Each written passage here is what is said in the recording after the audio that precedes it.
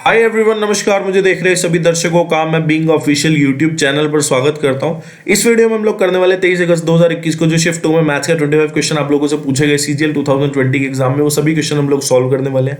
Daily 25 previous year question के practice session में आपको करा रहा हूं ताकि आपकी सीजीएल 2021, सीएचएसएल 2021, सीपीओ 2021 की प्रिपरेशन बहुत अच्छे से हो जाए। सारे के सारे question based on latest TCS pattern है जो प्रीवियस ईयर क्वेश्चन आपसे पूछे जा रहे हैं। इसके बाद हम सीएचएसएल 2020, सीएचएसएल 2019 के क्वेश्चंस करेंगे। अभी तक मैं आपको 16 वीडियो प्रोवाइड कर चुका हूं जिसमें सीजीएल 2020 के मैथ्स के क्वेश्चन आपसे पूछे गए हैं।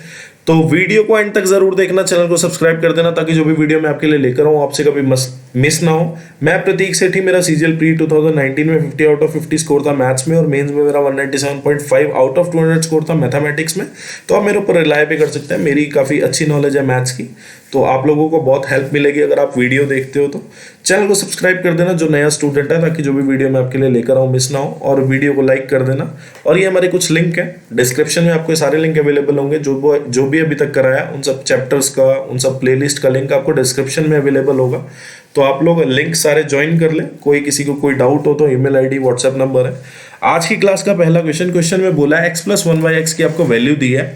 पूछा है आपसे x की पावर 4 + 1/x² और x² + 1 दिया है आपको, तो इसकी वैल्यू पूछी है। आपको पता है कि हम करते क्या थे अभी तक, आपको पता है x+1/x गिवन है अगर, तो मैं क्या कर सकता हूं, मैं x² + 1/x² बना सकता हूं, मैं x³ + 1/x³ बना सकता हूं, मैं x की पावर 4 + 1/x⁴ बना सकता हूं, मैं x की पावर 5 + 1/x⁵ बना सकता हूं।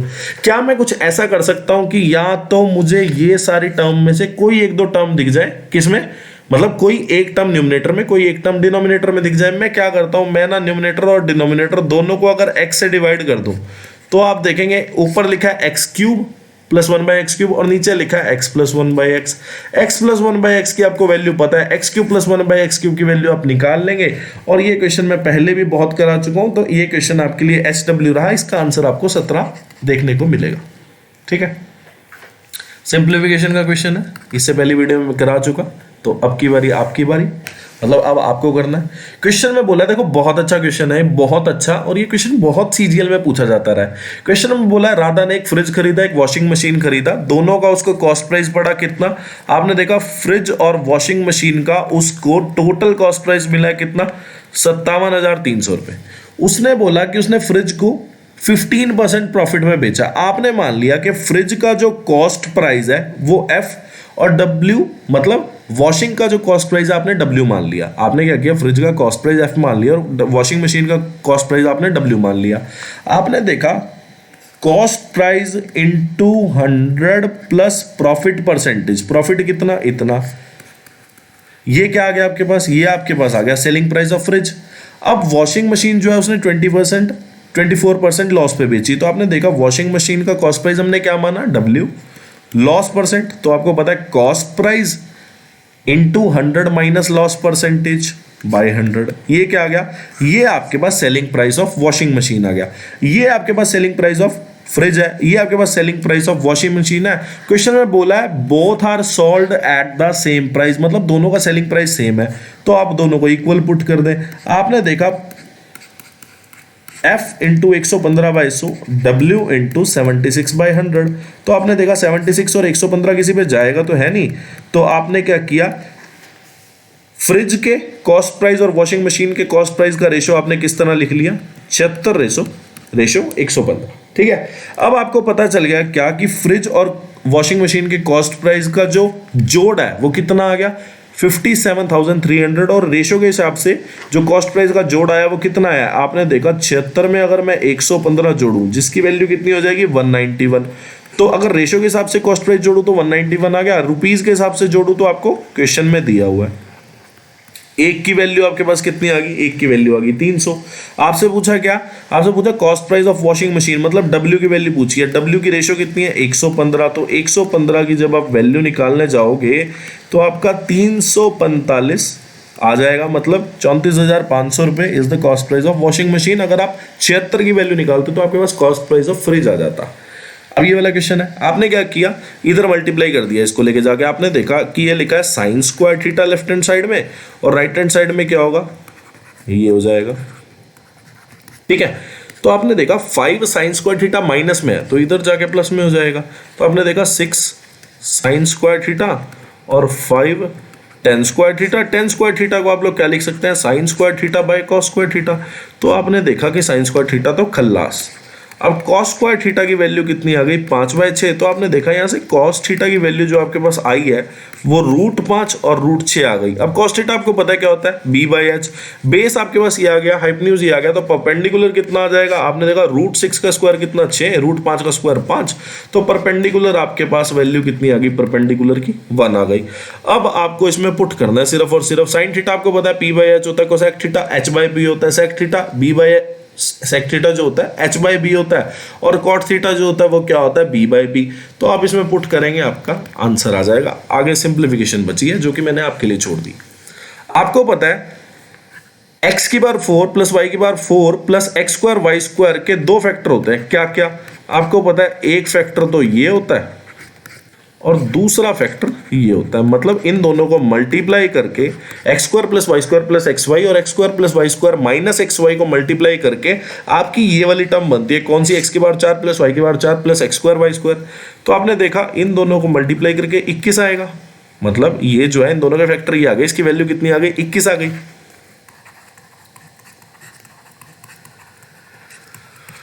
ठीक है जी। अब आपको पता है इसकी वैल्यू आपको दे रखी है 3, तो ये गया 7 पे, तो x² plus y² minus xy की वैल्यू आपके पास 7 आ गई, और x² plus y² plus xy की वैल्यू आपके पास 3 है।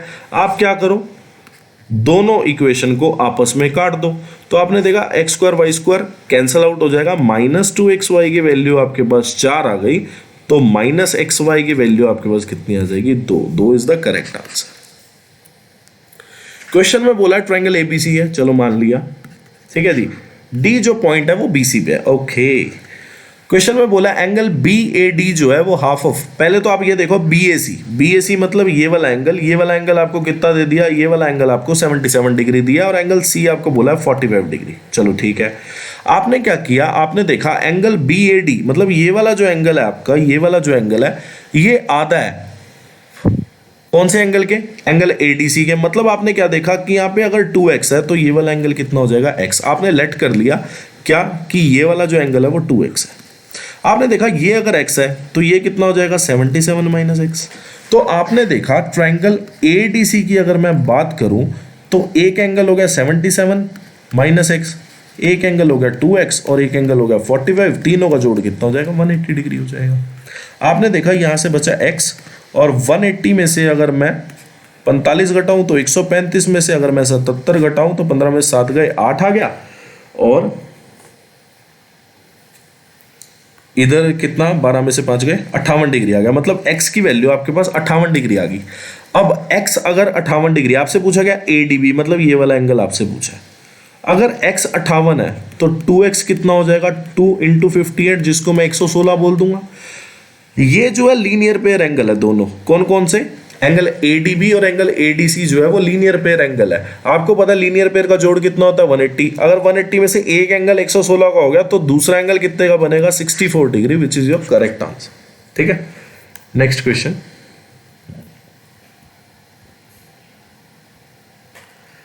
ये क्वेश्चन बहुत पूछा गया था CGL 2019 के एग्जाम में, और ये क्वेश्चन रिपीट मारा। देखो इस बार मतलब अभी तो ये पहला ही क्वेश्चन है CGL 2020 में जो पूछा है, और ये क्वेश्चन बहुत आता है, बहुत इंपॉर्टेंट क्वेश्चन है, तो आप इसको हल्के में मत लें कभी भी। क्वेश्चन में बोला है क्या कि अगर चारों नंबर में से x में सब्ट्रैक्ट करूं तो चारों नंबर प्रोपोर्शन में होंगे। प्रोपोर्शन में कैसे होंगे, मतलब ये नंबर A, ये नंबर B, ये नंबर C, ये नंबर D। तो प्रोपोर्शन में होने का क्या मतलब है कि A/B = C/D हो जाएगा। सबको पता है अभी तक ये बात, ठीक है। और जो रेशो मुझसे पढ़ चुका है उसको तो ज्यादा ही पता होगा, ठीक है। तो आपने क्या किया, चारों नंबर में से x घटाया और नंबर को प्रोपोर्शन में डाल दिया, ठीक है। अब बजाय इसके कि आप इसको पूरे क्वेश्चन को सॉल्व करें, ठीक है, आप क्या करें, मतलब इसको मल्टीप्लाई करेंगे, क्वाड्रेटिक बनाएंगे, उससे फिर सॉल्व करेंगे। आप क्या करें, यहाँ पे ना कंपोनेंटो और डिविडेंडो अप्लाई कर दें, ठीक है। Apply CND कंपोनेंटो and dividendo. मैं आपको एक बार बता देता हूँ कंपोनेंटो और डिविडेंडो होता क्या है, कि अगर मैं इस पे कंपोनेंटो डिविडेंडो लगाऊं तो A + B A- B और C + D C-D, ठीक है। अगर A/B = C/D है तो ये वाली टर्म भी इक्वल होगी। आपने देखा कि इसको मान लिया आपने ए, ठीक है, इसको मान लिया बी, इसको मान लिया सी, इसको मान लिया डी। तो आपने किया ए प्लस बी अगर आपने किया तो यहाँ पे देखा 64 माइनस 2x हो गया, और नीचे कितना बना, नीचे बना 24 minus x minus of 40 minus x, ठीक है जी। और इसी तरह ऊपर क्या बना 33 माइनस एक्स करके दिखा देता हूं मैं आपको पूरा, ताकि आपको, मैं वैसे कैलकुलेशन में एक आधा स्टेप कम ही करता हूं ताकि आपको भी ज़्यादा स्टेप कैलकुलेशन में करने की आदत ना पड़े, ठीक है ना। तो यहाँ पे कितना आ गया -16, एक्स से एक्स चला जाएगा माइनस एक्स, और यहाँ पे प्लस एक्स हो जाएगा, ऐसे ही माइनस एक्स प्लस एक्स हो जाएगा। तो यहाँ पे -24 आ जाएगा, और यहाँ पे ऊपर कितना हो गया 90 माइनस 2x, ठीक है। तो आपने देखा माइनस से माइनस गया, और ये गया 3 पे, ये गया 2 पे, 8 पे काट दिया मैंने इन दोनों को। आपने देखा 64 को अगर मैं 3 से मल्टीप्लाई करूँ तो कितना आ जाएगा 192 माइनस 6x, और 180 माइनस 4x, ठीक है। तो आपके पास यहाँ पे 2x की वैल्यू कितनी आ रही है 12, x की वैल्यू जो है आपके पास 6 आ गई। अब x की वैल्यू 6 आ गई, आपसे रेशो पूछा है किस किस का 5x प्लस 12, तो 5 6 जा 30 प्लस 12 4 6 जा 24। तो आपने देखा 30 प्लस 12 कितना हो गया 42 हो गया, और 24 और 39 हो गया, तो 39 और 42, तो ये तो 3 पे जाएगा 13 14, तो 14:13 इज योर करेक्ट आंसर, ठीक है। उम्मीद करता हूँ आप लोगों को ये समझ आ गया होगा। नेक्स्ट क्वेश्चन, अब ये वाला क्वेश्चन है, देखो बहुत इंपॉर्टेंट और बहुत अच्छा क्वेश्चन है, ठीक है।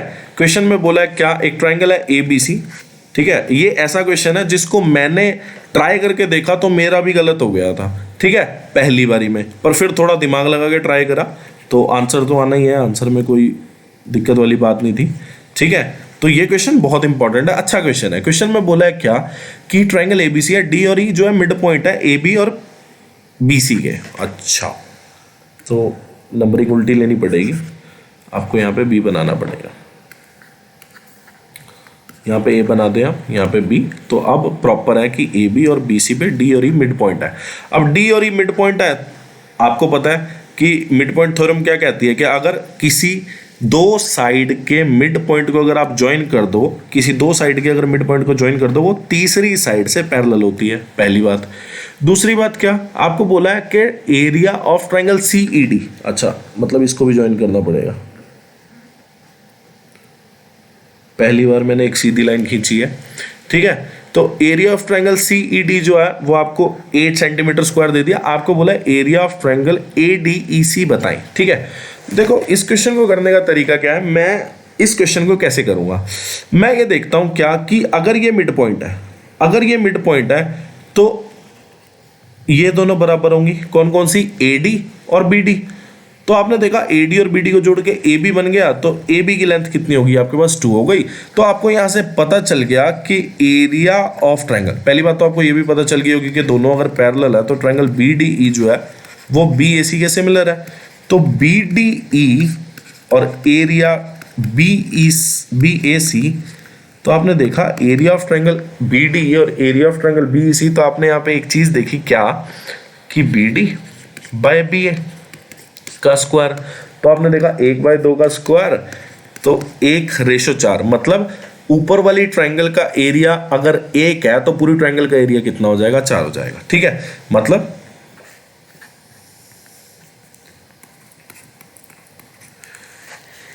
ठीक है, तो आपने एक चीज और नोटिस करनी है यहाँ पे। अब आप देखें कौन कौन सी ट्राइंगल, अब आप देखें ट्राइंगल DCB, आप देखें ट्राइंगल DCB, ठीक है। आपको पता है E जो है मिड पॉइंट है किसका, BC का। अगर E मिड पॉइंट है और D से अगर मैं E को ज्वाइन कर रहा हूं तो ट्राइंगल DCB में DE जो है वो मीडियन होगा। मीडियन होता क्या है आपको पता है कि मीडियन क्या होता है, मीडियन जो होता है वो मिड पॉइंट से सामने वाला वर्टिसेस अगर आप ज्वाइन कर दो तो वो मीडियन कहलाता है। अगर मैं किसी साइड के मिड पॉइंट से उसके सामने वाला वर्टिसेस अगर मैं ज्वाइन कर दूं तो वो मीडियन कहलाता है। मीडियन का काम क्या है कि एक ट्राइंगल कौन सी है DBC, ट्राइंगल जो कौन सी है DCB या DBC ट्राइंगल है, इसको 2 इक्वल पार्ट में डिवाइड करना। मीडियन जो है किसी भी ट्राइंगल को 2 इक्वल पार्ट में डिवाइड करता है। मतलब अगर area of triangle B D ही अगर एक है तो ट्रायंगल सी ई डी का भी एरिया कितना हो जाएगा, एक हो जाएगा। ठीक है, आपसे पूछा क्या है, आपसे पूछा है area of A D E C, मतलब ये जो पूरा क्वाड्रिलेटरल है ए डी ई सी, इसका एरिया बताना है। आपको एक चीज यहां पे समझ आ रही होगी क्या, कि ट्रायंगल बी डी ई के एरिया और बी ए सी के एरिया का रेशियो कितना है, 1:4। मतलब पूरी ट्रायंगल का एरिया 4 है और ऊपर वाली ट्रायंगल का, मतलब बीएसी जो ट्रायंगल है, बीएसी जो ट्रायंगल है उसका एरिया 4 है, तो ऊपर वाली जो बीडी ट्रायंगल है इसका एरिया 1 हो गया। तो अगर मैं इन दोनों का डिफरेंस देख लूं तो ये कितना आ जाएगा, 3। ये क्या आ गया, ये area of A D E C, जो कि एक क्वाड्रिलेटरल है, क्वेश्चन में पहले भी करा चुका हूं, 3 आ गया। अब आपको पता है क्या, एक की वैल्यू आपको गिवन है, एक की वैल्यू कितनी गिवन है आपको पता है, एरिया ऑफ ट्रायंगल सीईडी जो मैंने एक निकाला है मीडियन वाली प्रॉपर्टी से, इसका एरिया आपको इतना गिवन है। एक की वैल्यू आपको गिवन है, 3 की वैल्यू आपको निकालनी है। ठीक है, तो अच्छा क्वेश्चन है, बहुत अच्छा मजेदार क्वेश्चन है। ठीक है, तो यहां से मेरा area of B D E 1 आया था, इसलिए मैंने इसको 1 लिखा। अगर ये 1 तो ये भी 1, और पूरी है 4 तो ये 1, तो ए डी ई सी 3 हो जाएगा, 1 की वैल्यू 8 तो 3 की वैल्यू 24 हो जाएगी। ये देखो यार, मैं कितनी बार कराऊं, मुझे जरा कोई बताए कि मैं कितनी बार करा दूं। ठीक है जी, इससे ज्यादा मैं आपकी कोई मदद नहीं कर सकता, आई एम सॉरी। अब ये वाला क्वेश्चन है, मैंने आपको पिछली से पिछली क्लास में ये चीज बताई थी क्या, कि अगर किसी नंबर को 7, 11, 13 तीनों का डिविजिबल होना है, तीनों का मल्टीपल अगर किसी नंबर को बनना है तो 3 की पेयरिंग करनी पड़ेगी आपको। मतलब पहले 3 डिजिट, आपने देखा ये 6 डिजिट नंबर है, पहले 3 डिजिट का पेयर बना लिया, दूसरे 3 का। अब ये जो पहले 3 डिजिट है ये दूसरे 3 डिजिट के इक्वल होने चाहिए। तो आपके पास x की वैल्यू भी आ गई, y की वैल्यू भी आ गई और z की वैल्यू भी आ गई। आपसे बोला कि x plus y minus z करें, तो x plus y minus z अगर आपने किया तो आपकी वैल्यू 4 आ जाएगी। पिछली से पिछली क्लास में मैं आपको बहुत अच्छे से करा चुका हूँ। अब ये वाला क्वेश्चन, ये क्वेश्चन इस CGL में, मतलब CGL 2020 में पहली बार पूछा गया, बहुत अच्छा क्वेश्चन है, पूछा जाना चाहिए। देखो, आपने देखा कि अगर मैं मान लूं कि x प्लस 6 जो है a है, 2x प्लस 3 b है, और ये कितना है c, और इधर मैं अगर देखूं, मैंने 3 को कॉमन ले लिया पहले वाली टर्म से, तो आपने देखा अंदर x प्लस 6 हो गया, फिर 2x प्लस 3 हो गया, फिर 3x प्लस 5 हो गया। तो आप यहाँ से देख पा रहे हैं कि ये क्या लिखा है, ये लिखा है a cube plus b cube plus c cube, और 3x प्लस 6 को मैंने a माना, 2x प्लस 3 को b माना, 3x प्लस 5 को c मान लिया मैंने। a cube plus b cube plus c cube equal to 3abc, a cube plus b cube plus c cube equal to 3abc तभी पॉसिबल है जब a plus b plus c equal to 0। ये मैंने आपसे को पिछली से पिछली क्लास में बता दिया है बहुत अच्छे से, और एक्सप्लेन भी किया था। अब आपने देखा अगर a plus b plus c equal to 0 होगा तभी जाके a cube plus b cube plus c cube की वैल्यू कितनी हो जाएगी, 3abc। तो a की वैल्यू आपने x प्लस 6, b की वैल्यू, c की वैल्यू इक्वल टू 0, 5 और 3 8 और 6 14, और इधर कितना हो गया 6x इक्वल टू 0। तो यहाँ पे आपने देखा -7/3 आपका करेक्ट वैल्यू है। क्वेश्चन में बोला a square has the parameter equal to the circumference of a circle having radius इतना। पहली बात तो सर्कमफ्रेंस कितना आ जाएगा 2πr, और r को कितना दिया है 7। तो आपने देखा कि 44 जो है सर्कमफ्रेंस आ गई, वो क्या पैरामीटर स्क्वायर के इक्वल है। तो आपने देखा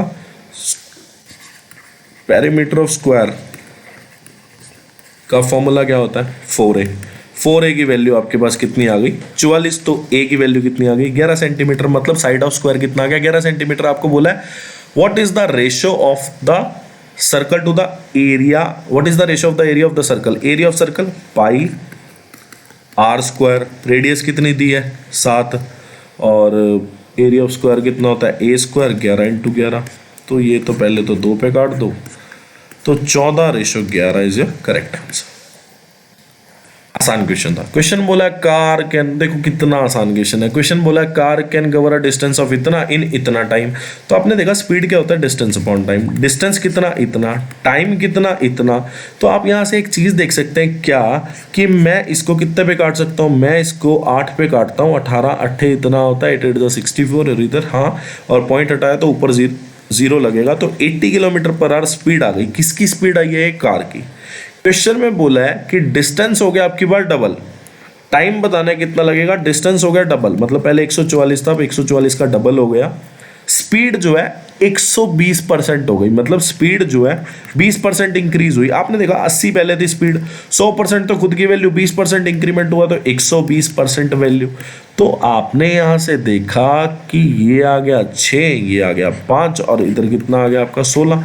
96 जो है आपकी स्पीड आ गई।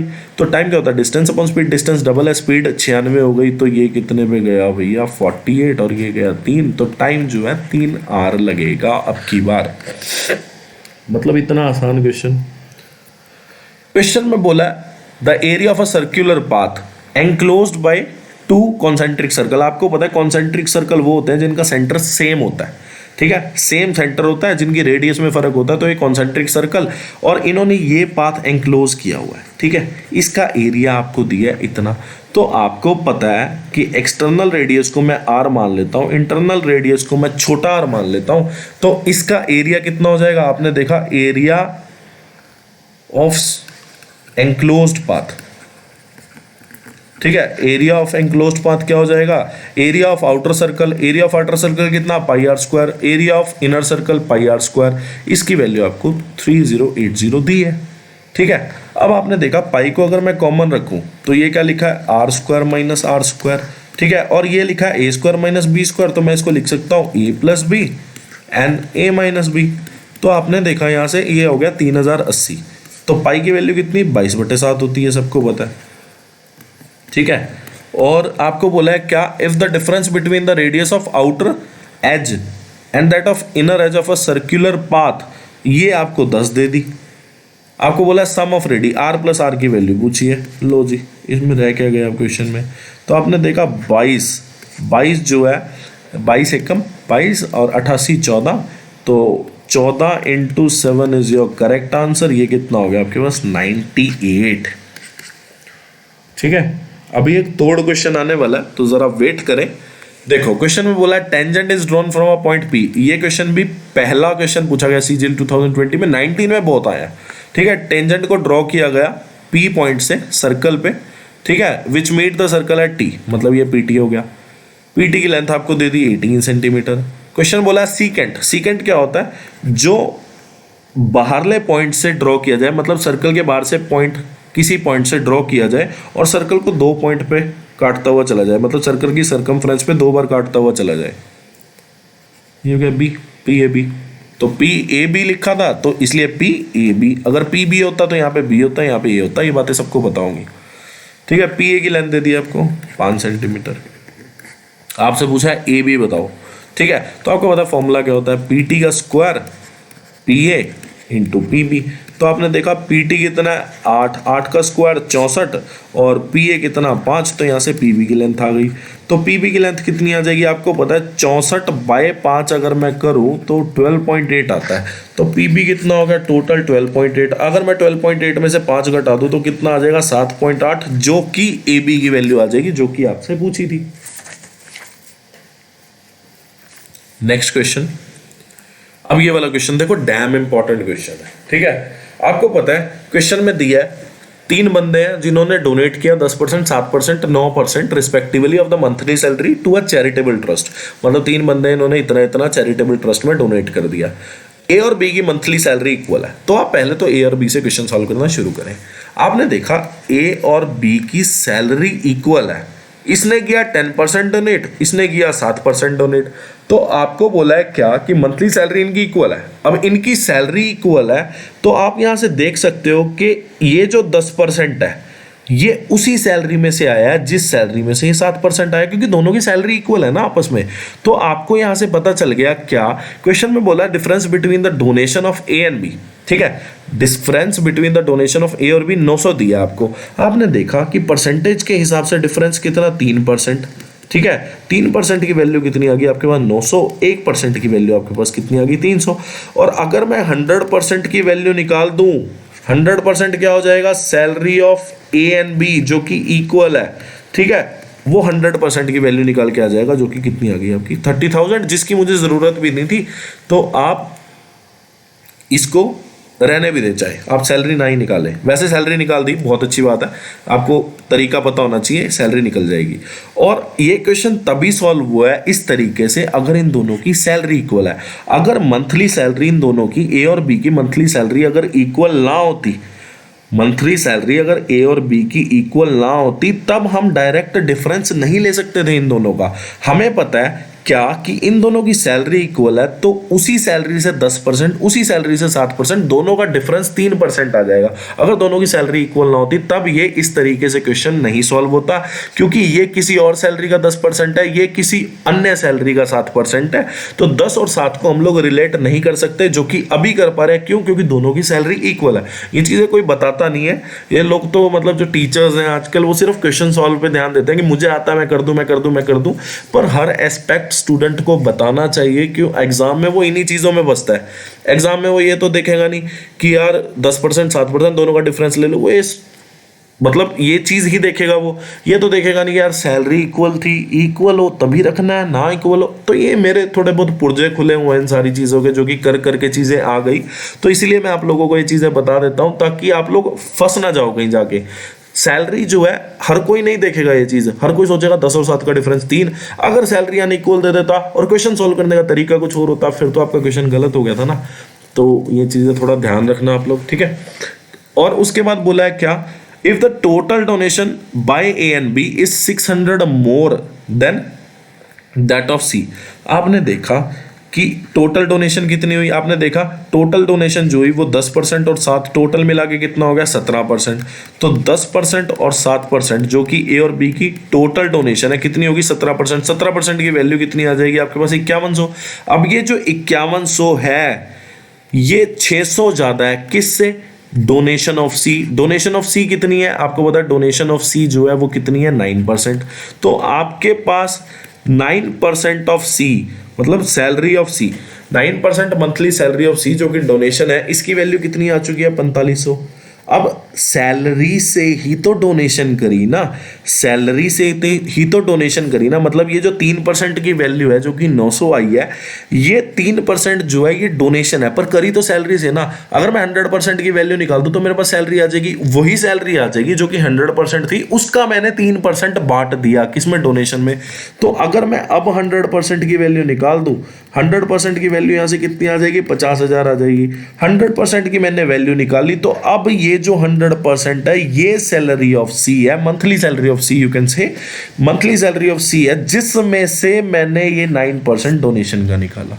तो उम्मीद करता हूं आप लोगों को समझ आ गया होगा, ठीक है। अब ये देखो कितना आसान क्वेश्चन, ये क्वेश्चन मतलब मैं जो मेरा टाइप 2 मैंने कराया था टाइम एंड वर्क में, वो देखते ही फट देसी कर देगा इस क्वेश्चन को, ठीक है। क्वेश्चन में बोला है क्या कि A/B का आपको मतलब ए और बी का एफिशिएंसी का आपको रेशो दिया है कितना, 7:5। यही रेशो जो है वन डे वर्क का होता है, ठीक है। क्वेश्चन बोला working together they can complete the work in इतना। पहली बात तो टोटल वर्क कैसे निकलेगा, जिसके दिन दिए हो उसकी रेशियो ऑफ एफिशिएंसी से मल्टीप्लाई। क्वेश्चन में बोला वर्किंग टुगेदर मतलब ए और बी साथ में मिलके काम कर रहे हैं। तो आपने देखा कि ए और बी साथ में मिलके काम कर रहे हैं और 17 सही 1/2 दिन में काम कर देंगे। अब जिसके दिन दिए हैं, दिन किसके दिए हैं, ए और बी साथ में मिलके, तो उनकी रेशियो ऑफ एफिशिएंसी से मल्टीप्लाई। ए और बी की रेशियो ऑफ एफिशिएंसी कितनी होगी, 7 और 5 12, ठीक है जी। ये हो गया आपके पास टोटल वर्क, ये जो है आपके पास टोटल वर्क आ चुका है। अब बी ने इसका 50% करना है, 50% माने 1/2 करना है, ठीक है जी। और अब बी के दिन निकालने हैं, ठीक है। अब टाइम किसका निकालना है, बी का, कि बी कितने दिन में कर देगा। तो ये काम है, और बी का जो रेशो ऑफ एफिशिएंसी है या ratio of one day work है वो कितना है, बी का 5। तो मैं हर बार बोलता हूं कि जिसके दिन दिए हो ए और बी के, उसकी रेशियो ऑफ एफिशिएंसी से मल्टीप्लाई, और जिसके दिन निकालने हो बी के निकालने हैं उसकी रेशियो ऑफ एफिशिएंसी से डिवाइड करें, आपका आंसर आ जाएगा। ठीक है, तो ये 35/2 हो गया, और ये 3 गया तो 7 दिया, 21 इज योर करेक्ट आंसर। अब ये वाला क्वेश्चन है, बड़ा तोड़, बहुत अच्छा और कंपटीशन क्रिएट करने वाला क्वेश्चन है। इसके पहले मैं आपको ये क्वेश्चन करा देता हूँ, बहुत आसान है। ठीक है, आप ना यहाँ पे क्या करो, आप यहाँ पे देख सकते हो कि यार मैं थीटा की वैल्यू अगर मैं थीटा की वैल्यू 45 को छोड़ के, क्योंकि 45 पे ये दोनों सी और डी ऑप्शन इक्वल हो जाएंगे, तो थीटा की वैल्यू अगर मैं यहाँ पे 30 डिग्री रख रहा हूँ, ठीक है, तो आपको पता है कि सेक स्क्वायर थीटा, अब सेक 30 डिग्री कितना होता है, सेक 30 डिग्री होता है 2/√3, तो इसका स्क्वायर कितना हो गया 4/3, और कोसेक 30 होता है 2 का स्क्वायर 4, tan 30 कितना होता है 1/√3 का स्क्वायर 1/3, और साइन 30 होता है। ठीक है, तो आपने देखा 12 16 16/3 हो गया ऊपर, तो नीचे कितना हो जाएगा 4 - 3/12, तो 1/12 हो गया। ठीक है जी, और ये 4 ये कटेगा नहीं, अब ऊपर चला गया, 16 × 4 कितना हो गया 64 का अंडर रूट कितना आ जाएगा आपके पास 8 है। ठीक है जी, अब सॉल्व करना शुरू करते हैं। आपने 30 डिग्री रखा था तो ऑप्शन में भी 30 डिग्री रखो, अब यहाँ पे 30 रखूँगा तो 1/4 आएगा, यहाँ पे 30 रखूँगा तो 2 का क्यूब 8, जो कि करेक्ट आंसर है। ठीक है, यहाँ पे 30 रखोगे आप तो 4/3 आ जाएगा, and hair if you put, तो यहाँ पे 8/3√3 आ जाएगा, जो कि दोनों ऑप्शन गलत है। अब ये वाला क्वेश्चन और उसके बाद ये वाला, ये तो बहुत आसान है। देखो यार, मैं इसको सॉल्व कर देता हूँ आपके सामने। आप इसमें ए को क्या मान सकते थे, आप इसमें ए को 45 ना मानो, क्योंकि ये दोनों ऑप्शन कॉमन हो जाएंगे। आप इसमें ए को 30 मान लो, 60 मान लो, कुछ भी मान लो, आप उससे भी कर सकते हो। बाकी मैं थोड़ा इसको एनहेंस करके बताता हूँ। कोसेक ए क्या होता है 1/sin ए, कॉट ए क्या होता है कॉस ए बाई साइन ए, तो साइन ए कॉमन भी आ सकता है नीचे से, मतलब एलसीएम अगर मैं ले लूँ तो कॉमन ही है, ऊपर हो गया 1 + कॉस ए। ठीक है,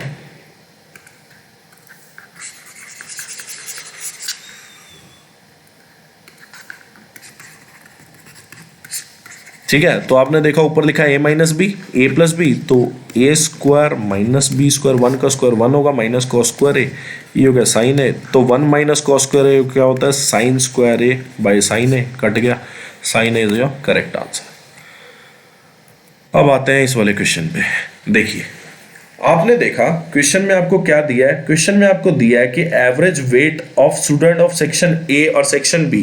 ठीक है, average weight of student of section ए और सेक्शन बी, जिसमें दोनों स्टूडेंट, मतलब दोनों सेक्शन में स्टूडेंट जो है वो 40 ही हैं, और उनका एवरेज वेट आपको दे दिया। क्वेश्चन में बोला 2 स्टूडेंट ऑफ सेक्शन ए जिनका एवरेज वेट इतना है were shifted to section B, and 2 student of section B were shifted to section A, making the average weight of both the section equal. Average weight पूछा। देखो, आपको पता है क्या कि अगर एवरेज वेट 45.5 है सेक्शन ए का, तो total weight of section A कितना हो जाएगा, टोटल वेट या sum of weight of all student of section A कितना हो जाएगा 45.5 × 40, और सेक्शन बी का कितना हो जाएगा 44.2 × 40, क्योंकि दोनों में 40 ही बच्चे हैं। तो आपने यहाँ से देखा कि अगर मैं 45.5 को 4 से, तो 2 और 8 1820। रुको, मैं इसको थोड़ा इधर लिख देता हूँ।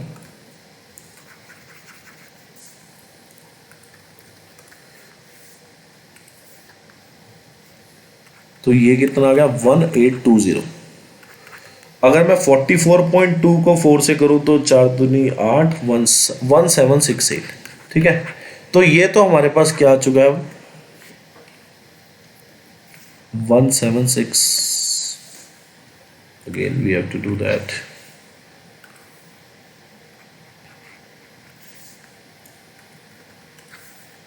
ठीक है, तो यहाँ पे 1768 आ गया। अब ये जो आपके पास आया है, ये टोटल वेट या sum of weight of all student of section A आपके पास 1820 आ गया, sum of weight of all student of section B आपके पास 1768 आ गया। ठीक है, अब क्या बोला है, दो स्टूडेंट है जिनका एवरेज वेट 48.75 है। अगर एवरेज वेट दो स्टूडेंट का 48.75 है तो sum of weight of two students कितना हो गया, मैं मल्टीप्लाई कर दूंगा तो 97.5 आ गया। ठीक है, अब हुआ क्या है, हुआ क्या है कि यार मेरी बात ध्यान से सुनना, मैं क्या बोल रहा हूं। हुआ क्या है, हुआ ये है कि जो दो बच्चे थे सेक्शन ए के वो सेक्शन बी में चले गए। ठीक है, और दो बच्चे सेक्शन बी के सेक्शन ए में आ गए। तो हुआ क्या कि सेक्शन ए में 40 से घट के 38 रह गए और सेक्शन बी में क्या हुआ, 40 से बढ़ के 42 रह गए। कहां तक, यहां तक। ठीक है, यहां तक हुआ क्या है, यहां तक ये था ना, दोनों में 40-40 थे। आपने देखा सेक्शन ए के दो बच्चे जो है सेक्शन बी में चले गए तो सेक्शन ए में रह गए 38 और सेक्शन बी में हो गए 42। फिर क्या हुआ, दो बच्चे सेक्शन बी से सेक्शन ए में आ गए तो वापस क्या हो गया, 40-40 बच्चे दोनों साइड हो गए। अब 40-40 बच्चे दोनों साइड हो गए और एवरेज वेट दोनों सेक्शन का इक्वल हो गया। अब आप एक चीज यहां से देख सकते हैं, क्या आप एक चीज देख सकते हैं कि average equal number of students दोनों क्लास का इक्वल, तो sum of weight of section A students is equal to sum of weight of section B students। ठीक है, कैसे, मेरी बात ध्यान से सुनना।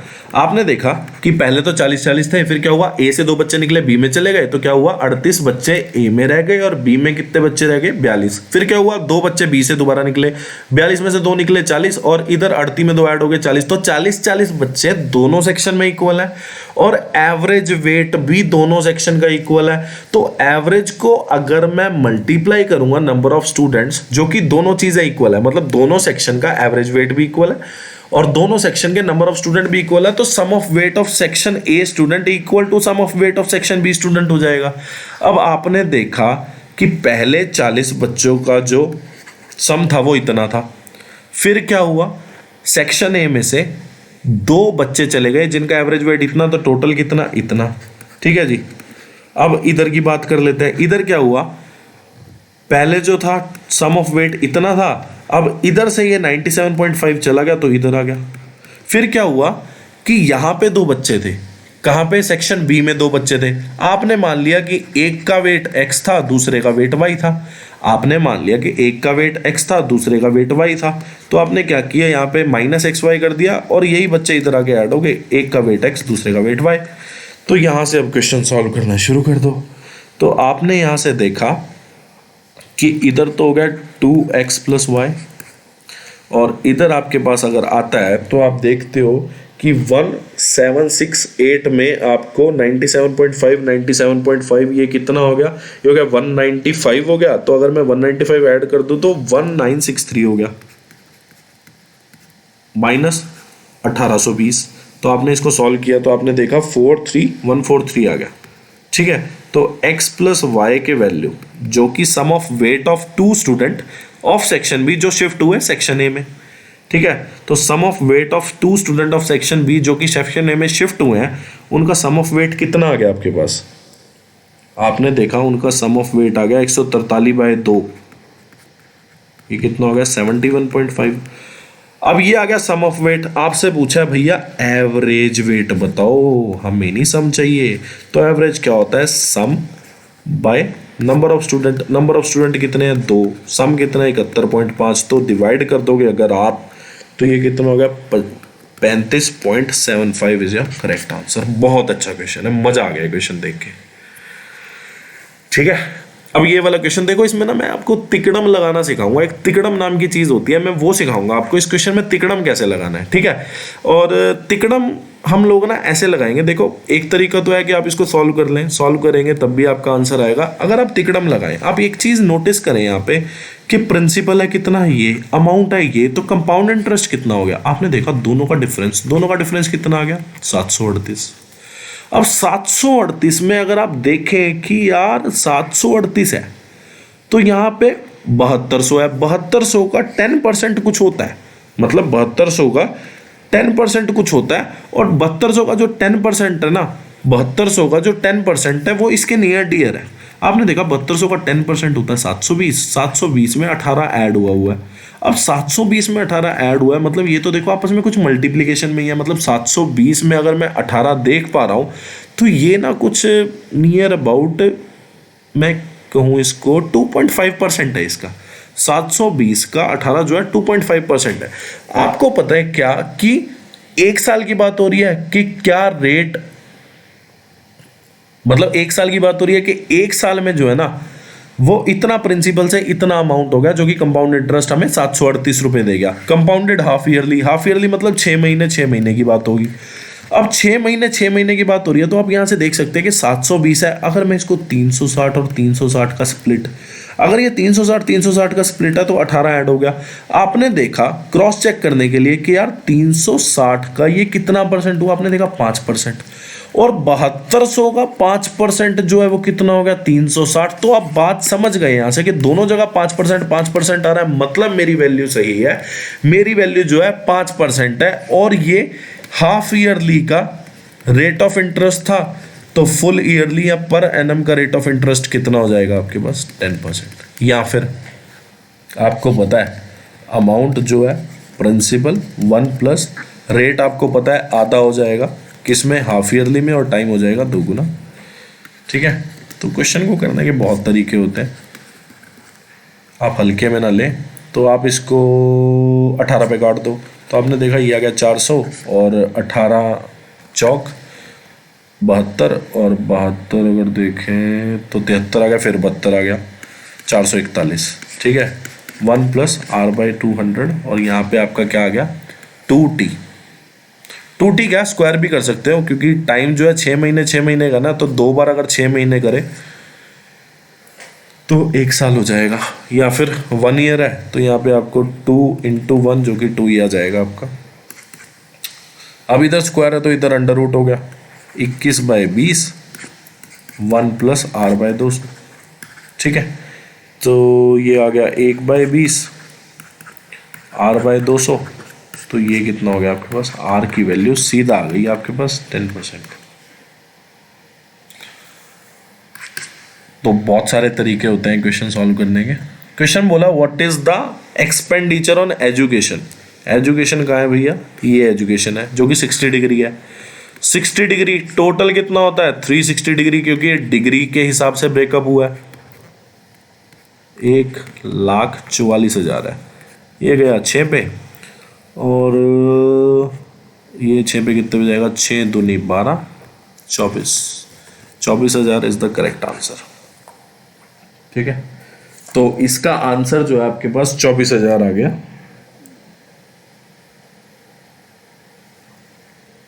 नेक्स्ट क्वेश्चन, क्वेश्चन में दिया है आपको कि the total number of girl in section B C D. देखो पहली बात तो क्वेश्चन बोला following pie chart represent the percentage wise distribution 800 student है क्लास 12th में, जिसमें 6 सेक्शन में डिवाइड है A B C D F.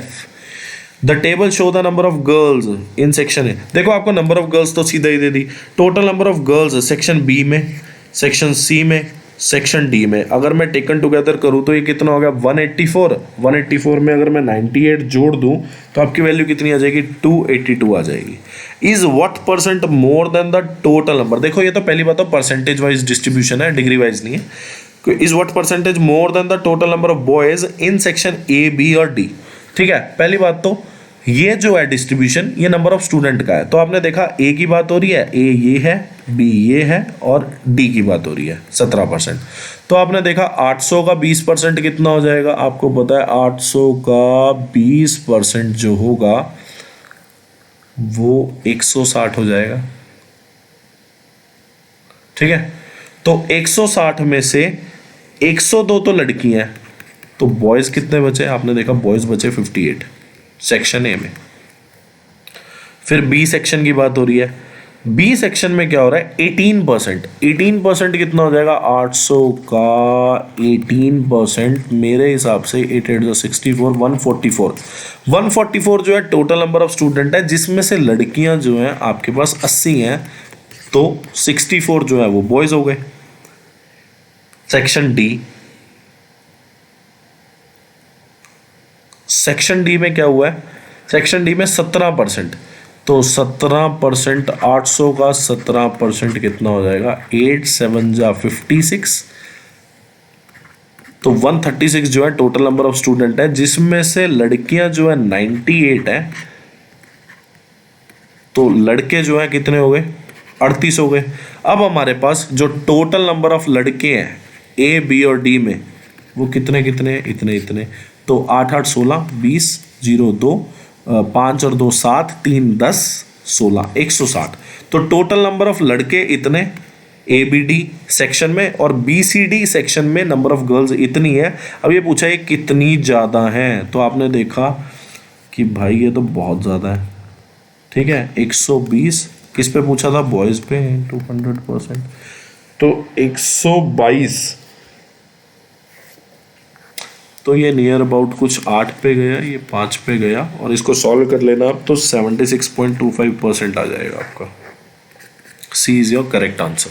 वैसे मैंने मोस्टली देखा डीआई में ना सी आंसर होता है, मतलब ये आप एग्जाम में आप तुक्का ना चला देना भाई सी सी सी सी लगाया हो सबको, पर मैंने देखा है मोस्टली, क्योंकि यहाँ पे मेरा ये टिक हो नहीं पाता सी, तो मैं मोस्टली नोटिस करता हूँ कि सी जो ऑप्शन है ना मोस्टली डीआई का आंसर होता है।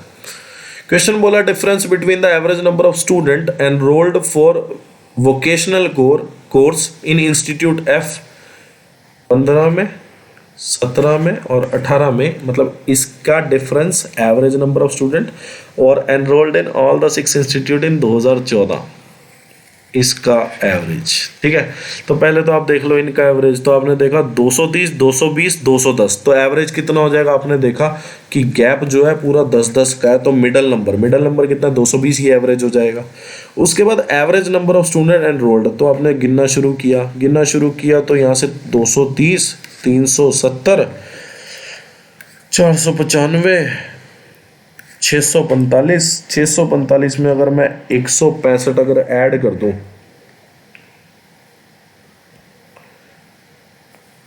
तो 810 आ जाएगा।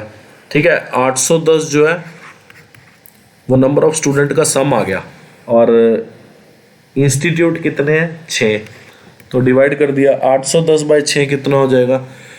पहले तो 1 पे जाएगा, फिर 3 पे और फिर 5 पे।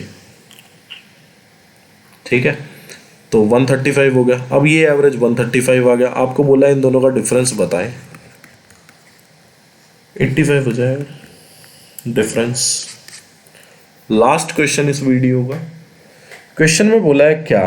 क्वेश्चन में बोला है कि the total number of student enrolled for vocational course in institute D and F in 2014, D और F is what percentage of the total number of student A B C 2018।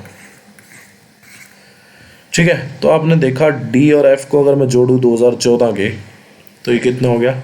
290, और अगर मैं इनको जोड़ूँ तो ये कितना हो गया? 25 25 50 650। ठीक है, तो 290 को अगर मैं 650 देखूँ तो 650 का आता, तो ये तो 40 44, तो इसको सॉल्व करोगे आप 44.6% इज योर करेक्ट आंसर। ठीक है, तो सी, यहाँ भी देखो सी ऑप्शन आ रहा है। ठीक है, तो सी जो है डीआई में सही होता है। ठीक है, तो उम्मीद करता हूँ वीडियो आप लोगों को अच्छी लगी होगी। अच्छी लगी हो वीडियो को लाइक कर देना, चैनल को सब्सक्राइब कर देना, शेयर कर देना फ्रेंड रिलेटिव नोन जो भी तैयारी कर रहा हो, कमेंट कर देना अपने प्रीशियस रिव्यूज़ और जो क्वेश्चन HW में दिए उनका आंसर फॉलो कर लेना। And thanks for watching this video. आप लोग खुश रहें, तैयारी करते रहें। Thank you.